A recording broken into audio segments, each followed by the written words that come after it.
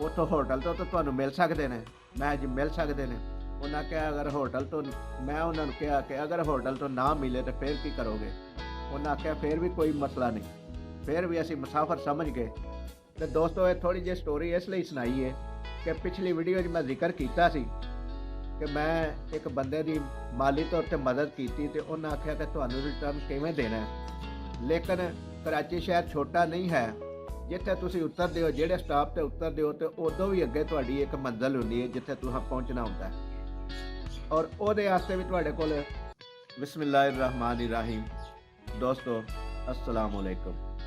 ਅੱਲਾਹ ਤਾਲਾ ਅੱਗੇ ਦੁਆ ਹੈ ਕਿ ਤੁਸੀਂ ਸਾਰੇ ਦੋਸਤ, ਭੈਣਾਂ ਤੇ ਭਾਈ, ਬਜ਼ੁਰਗ ਸਿਹਤ ਤੇ ਤੰਦਰੁਸਤੀ ਵਾਲੀ ਲੰਬੀ ਜ਼ਿੰਦਗੀ ਗੁਜ਼ਾਰੋ। ਤੁਹਾਡੇ ਅੱਗੇ ਇੱਕ ਗੁਜ਼ਾਰਿਸ਼ ਹੈ ਕਿ ਇਸ ਵੀਡੀਓ ਨੂੰ ਆਖਿਰ ਤੱਕ ਲਾਜ਼ਮੀ ਦੇਖਿਆ ਜੇ, ਕਿਉਂਕਿ ਵੀਡੀਓ ਦੇ ਵਿੱਚ ਜਿਹੜੀ ਅਸੀਂ ਆਪਣੀ ਸਟੋਰੀ ਬਿਆਨ ਕਰਨੇ ਆ ਉਹਦੇ ਵਿੱਚ ਇੱਕ ਮੈਸੇਜ ਹੁੰਦਾ ਹੈ, ਇੱਕ ਪੈਗਾਮ ਹੁੰਦਾ ਹੈ ਔਰ ਇੱਕ ਸਮਝਾਉਣ ਵਾਸਤੇ ਗੱਲ ਹੁੰਦੀ ਹੈ। ਕਿਉਂਕਿ ਅਸੀਂ ਕਿਸੇ ਨੂੰ ਤਨਕੀਦ ਦਾ ਨਿਸ਼ਾਨਾ ਬਣਾਉਣ ਦੀ ਬਜਾਏ ਜਾਂ ਕਿਸੇ ਦਾ ਨੈਗੇਟਿਵ ਪਹਿਲੂ ਦਿਖਾਉਣ ਦੀ ਬਜਾਏ ਅਸੀਂ ਆਪਣੀਆਂ ਕੋਸ਼ਿਸ਼ ਕਰਨੇ ਆ ਕਿ ਆਪ ਬੀਤੀਆਂ ਤੁਹਾਨੂੰ ਸੁਣਾਈਏ। ਜ਼ਿੰਦਗੀ ਦੇ ਵਿੱਚ ਜਿਹੜੇ ਗੁਜ਼ਰੇ ਹੋਏ ਲਮਹਾਤ ਨੇ ਉਹ ਤੁਹਾਡੇ ਨਾਲ ਸ਼ੇਅਰ ਕਰੀਏ ਔਰ ਉਹਨਾਂ ਦੇ ਵਿੱਚ ਜਿਹੜਾ ਕੋਈ ਪੈਗਾਮ ਹੈ ਉਹ ਤੁਹਾਡੇ ਤੱਕ ਪੈਗਾਮ ਪਹੁੰਚਾਈਏ। ਪਿਛਲੀ ਵੀਡੀਓ ਦੇ ਵਿੱਚ ਅਸੀਂ ਇਹ ਚੀਜ਼ ਤੁਹਾਨੂੰ ਦੱਸਣ ਦੀ ਕੋਸ਼ਿਸ਼ ਕੀਤੀ ਕਿ ਜਿਹੜਾ ਬੰਦਾ ਨੇਕੀ ਕਰਦਾ ਕਿਸੇ ਦੇ ਨਾਲ, ਕਿਸੇ ਮੁਸਾਫਰ ਨਾਲ ਜਾਂ ਭੁੱਲੇ ਲੋਕਾਂ ਦੇ ਨਾਲ ਜਿਹੜੇ ਦਰਬਰਾਂ ਦੀਆਂ ਠੋਕਰਾਂ ਖਾ ਰਹੇ ਹੁੰਦੇ ਨੇ, ਉਹਨਾਂ ਨਾਲ ਤੁਸੀਂ ਅਗਰ ਤਾਮਨ ਕਰਦੇ ਹੋ ਮਾਲੀ ਤੌਰ 'ਤੇ ਜਾਂ ਉਹਨਾਂ ਦੇ ਨਾਲ ਚੱਲ ਕੇ, ਤੇ ਉਹਦਾ ਅਜਰ ਅੱਲਾਹ ਤਾਲਾ ਤੁਹਾਨੂੰ ਦਿੰਦਾ ਹੈ। ਜਿਸ ਤਰ੍ਹਾਂ ਦੀ ਕੋਈ ਤੁਸੀਂ ਨੇਕੀ ਕਰਦੇ ਹੋ ਉਸ ਤਰ੍ਹਾਂ ਤਾਂ ਅਜਰ ਤੁਹਾਨੂੰ ਅੱਲਾਹ ਦੀ ਜ਼ਾਤ ਰਿਟਰਨ ਕਰਦੀ ਹੈ। ਸਾਡੇ ਇਸ YouTube ਚੈਨਲ ਦੇ ਉੱਤੇ ਨਵੇਂ ਆਉਣ ਵਾਲੇ ਦੋਸਤਾਂ ਅੱਗੇ ਗੁਜ਼ਾਰਿਸ਼ ਹੈ ਕਿ ਸਾਡੇ ਚੈਨਲ ਨੂੰ ਅਗਰ ਸਬਸਕ੍ਰਾਈਬ ਨਹੀਂ ਕੀਤਾ ਤੇ ਸਬਸਕ੍ਰਾਈਬ ਕਰ ਲਓ ਔਰ ਘੰਟੀ ਦੇ ਬਟਨ ਨੂੰ ਦਬਾ ਦਿਓ ਤਾਂ ਕਿ ਸਾਡੀ ਹਰ ਨਵੀਂ ਆਉਣ ਵਾਲੀ ਵੀਡੀਓ ਦਾ ਨੋਟੀਫਿਕੇਸ਼ਨ ਤੁਹਾਡੇ ਤੱਕ ਪਹੁੰਚ ਸਕੇ। ਤੇ ਸ਼ੁਰੂ ਕਰਨੇ ਆ ਅਸੀਂ ਅੱਜ ਦੀ ਵੀਡੀਓ। ਦੋਸਤੋ, ਮੈਂ ਕਰਾਚੀ ਸ਼ਹਿਰ ਦੇ ਵਿੱਚ ਸਕੂਨਤ ਇਖਤਿਆਰ ਕੀਤੀ ਸੀ ਰਿਜ਼ਕ ਦੇ ਤਲਾਸ਼ ਵਾਸਤੇ, ਜਿਹਦਾ ਮੈਂ ਜ਼ਿਕਰ ਪਿਛਲੀਆਂ ਚੰਦ ਇੱਕ ਵੀਡੀਓ ਦੇ ਵਿੱਚ ਕਰ ਚੁੱਕਿਆ ਵਾਂ। ਲੇਕਿਨ ਹਾਲਾਤ ਦੇ ਮੁਤਾਬਕ ਉੱਥੋਂ ਸਾਨੂੰ ਕਾਰੋਬਾਰ ਵਾਈਂਡ ਅਪ ਕਰਕੇ ਤੇ ਵਾਪਸ ਪੰਜਾਬ ਆਉਣਾ ਪਿਆ, ਆਪਣੇ ਸ਼ਹਿਰ ਦੇ ਵਿੱਚ ਆਉਣਾ ਪਿਆ ਹਾਲਾਤ ਦੀ ਨਿਸਬਤ ਨਾਲ। ਫਿਰ ਅਸੀਂ ਇੱਥੋਂ ਬਿਜ਼ਨਸ ਕਰਦੇ ਹਾਂ, ਉੱਥੇ ਜਿਹੜੇ ਸਾਡੇ ਗਾਹਕ ਬਣ ਗਏ ਸਨ, ਜਿਹੜੇ ਸਾਡੇ ਕੋਲ ਮਾਲ ਖਰੀਦਦੇ ਸਨ, ਦੁਕਾਨਦਾਰ, ਹਰ ਮਹੀਨੇ ਜਾਣਾ ਪੈਂਦਾ ਸੀ। ਤੇ ਇਹ ਜਿਹੜੀ ਪਿੱਛੇ ਮੈਂ ਜ਼ਿਕਰ ਕਰ ਚੁੱਕਿਆ ਕਿ ਨੇਕੀ ਦਾ ਨੇਮੁਲ ਬਦਲ ਅੱਲਾਹ ਤਾਲਾ ਦਿੰਦਾ ਹੈ ਔਰ ਕਿਸ ਤਰੀਕੇ ਨਾਲ ਦਿੰਦਾ ਹੈ ਉਹ ਅੱਜ ਮੈਂ ਬਿਆਨ ਕਰਨਾ ਚਾਹ ਰਿਹਾ। ਦੋਸਤੋ, ਮੈਂ ਕਰਾਚੀ ਦਾ ਸਫ਼ਰ ਜਦੋਂ ਕਰਦਾ ਸਾਂ ਤੇ ਰਸਤੇ ਦਾ ਜਿਹੜਾ ਖਾਣਾ ਹੁੰਦਾ ਸੀ ਉਹ ਮੈਂ ਘਰੋਂ ਹੀ ਫਰੈਸ਼ ਲੈ ਕੇ ਜਾਂਦਾ ਸਾਂ, ਕਿਉਂਕਿ ਰਸਤੇ ਦੇ ਵਿੱਚ ਜਿਹੜੇ ਸਟੇਸ਼ਨਾਂ ਦੇ ਖਾਣੇ ਮਿਲਦੇ ਨੇ ਉਹ ਏਡੇ ਮਿਆਰੀ ਨਹੀਂ ਹੁੰਦੇ, ਜਿਹਦੀ ਵਜ੍ਹਾ ਤੋਂ ਘਰ ਦਾ ਖਾਣਾ ਲੈ ਲਈਦਾ ਸੀ। ਔਰ ਨਾਲ ਸਾਡੇ ਵਾਲਿਦ ਸਾਹਿਬ ਸਾਨੂੰ ਜੇਬ ਖਰਚ ਵੀ ਦੇ ਦਿੰਦੇ ਸਨ। ਇੱਕ ਸਫ਼ਰ ਦੇ ਦੌਰਾਨ ਇਸ ਤਰ੍ਹਾਂ ਹੋਇਆ ਕਿ ਸਵੇਰ 9 ਵਜੇ ਅਸੀਂ ਕਰਾਚੀ ਅਕਸਰ ਪਹੁੰਚ ਜਾਂਦੇ ਹਾਂ। ਲਾਹੌਰ ਤੋਂ 4 ਵਜੇ ਜਿਹੜੀ ਟ੍ਰੇਨ ਚੱਲਦੀ ਸੀ ਤੇ ਦੂਸਰੇ ਦਿਨ ਸਵੇਰ 9 ਵਜੇ ਉਹ ਟ੍ਰੇਨ ਪਹੁੰਚਾ ਦਿੰਦੀ ਹੁੰਦੀ ਸੀ।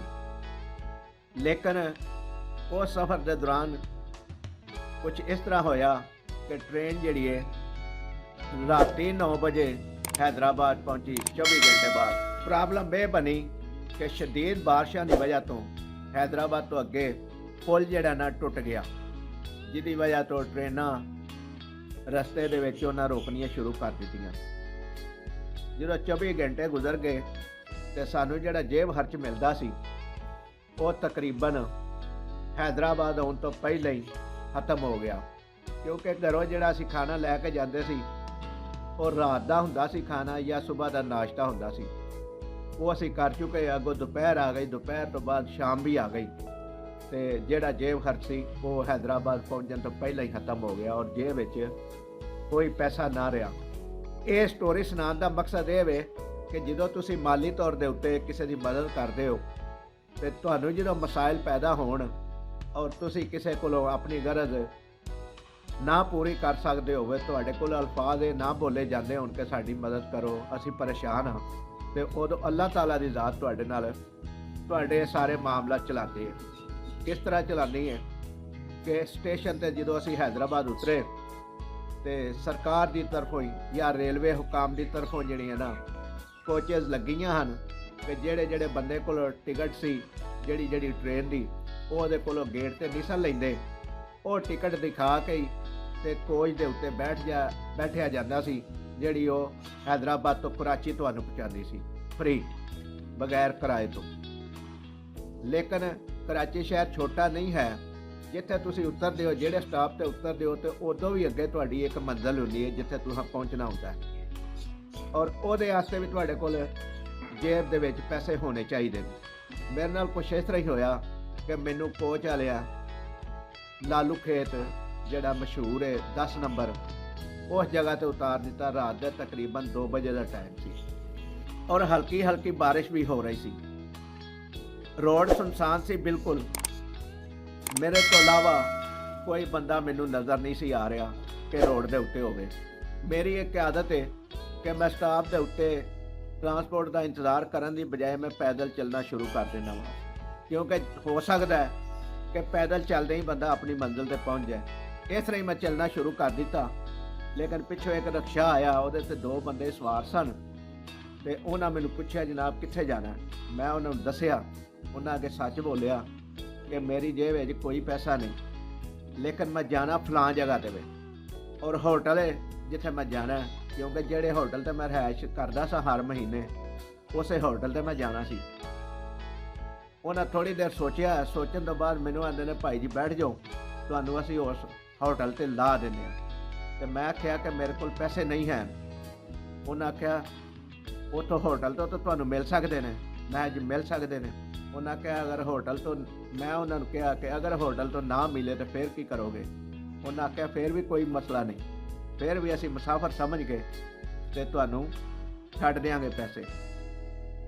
ਮੈਂ ਦਿਲ 'ਚ ਸੋਚਿਆ ਕਿ ਉਹ ਜਿਹੜੀ ਨੇਕੀ ਕੀਤੀ ਹੋਈ ਹੈ, ਅੱਲਾ ਦੀ ਜ਼ਾਤ ਮੈਨੂੰ ਉਹਦਾ ਨੇਮਲ ਬਦਲ ਦੇਣ ਲੱਗੀ ਹੈ। ਲੇਕਿਨ ਮੈਂ ਦਿਲ ਦੇ ਵਿੱਚੋਂ ਹਾਲਾਤ ਦੇ ਮੁਤਾਬਕ ਡਰਦਾ ਵੀ ਸਾਂ ਕਿ ਸ਼ਾਇਦ ਇਹ ਬੰਦੇ ਗਲਤ ਤੇ ਨਹੀਂ, ਜਿਹੜੇ ਇਹ ਕਹਿ ਰਹੇ ਨੇ ਕਿ ਕੋਈ ਮਸਲਾ ਨਹੀਂ, ਪੈਸੇ ਨਾ ਵੀ ਮਿਲੇ ਤੇ ਅਸੀਂ ਲੇਕਿਨ ਤੁਹਾਨੂੰ ਪਹੁੰਚਾ ਦੇਵਾਂਗੇ। ਹੋਟਲ ਦਾ ਤਰੀਕਾਕਾਰ ਇਹ ਸੀ ਕਿ ਉਹ 12 ਵਜੇ ਤੋਂ ਬਾਅਦ ਗੇਟ ਨਹੀਂ ਸਨ ਖੋਲ੍ਹਦੇ ਹੁੰਦੇ, ਲੇਕਿਨ ਮੈਨੂੰ ਤਕਰੀਬਨ 2:30 ਵੱਜ ਗਏ ਹਨ ਹੋਟਲ ਪਹੁੰਚਦਿਆਂ। ਅੱਧੇ ਘੰਟੇ ਦਾ ਉੱਥੋਂ ਰਸਤਾ ਰਕਸ਼ੇ ਦਾ ਹੈ ਸੀ। ਮੈਂ ਜਾ ਕੇ ਜਿਸ ਤਰ੍ਹਾਂ ਹੀ ਪਹਿਲੇ ਸਮਝ ਲਓ ਕਿ ਬੈਲ ਦਿੱਤੀ ਹੋਟਲ ਦੀ ਜਾਂ ਗੇਟ ਨੂੰ ਖੜਕਾਇਆ, ਤੇ ਅਮਲੇ ਦਾ ਇੱਕ ਬੰਦਾ ਜਿਹੜਾ ਨਾ, ਉਹਨੇ ਫੌਰੀ ਤੌਰ ਤੇ ਗੇਟ ਖੋਲ੍ਹ ਲਿਆ। ਔਰ ਮੈਂ ਇਸ ਚੀਜ਼ ਨੂੰ ਵੀ ਮੌਜਦਾ ਹੀ ਸਮਝਿਆ, ਵਰਨਾ ਉੱਥੇ ਰਹਿੰਦਿਆਂ ਦੇਖਿਆ ਕਿ ਲੋਕੀ ਗੇਟ ਭੰਨ ਕੇ ਖੜਕਾ ਕੇ ਟੁੱਟ ਜਾਂਦੇ ਸਨ, ਲੇਕਿਨ ਕੋਈ ਗੇਟ ਨਹੀਂ ਸੀ ਖੋਲ੍ਹਦਾ। ਲੇਕਿਨ ਉਸ ਦਿਨ ਮੇਰੇ ਵਾਸਤੇ ਉਹ ਗੇਟ ਵੀ ਜਲਦੀ ਖੁੱਲ੍ਹ ਗਿਆ। ਤੇ ਮੈਂ ਫਿਰ ਉਹਨਾਂ ਨੂੰ ਕਿਰਾਇਆ ਪੁੱਛਿਆ। ਉਹਨਾਂ ਮੈਨੂੰ ਕਿਰਾਇਆ ਦੱਸਿਆ ਕਿ ਇੰਨਾ ਕਿਰਾਇਆ। ਮੈਂ ਉਸੇ ਗੇਟ ਖੋਲ੍ਹਣ ਵਾਲੇ ਨੂੰ ਕਿਹਾ ਕਿ ਭਾਈ ਜੀ ਤੁਹਾਡੇ ਕੋਲ ਇੰਨੇ ਪੈਸੇ ਹੈ ਨੇ?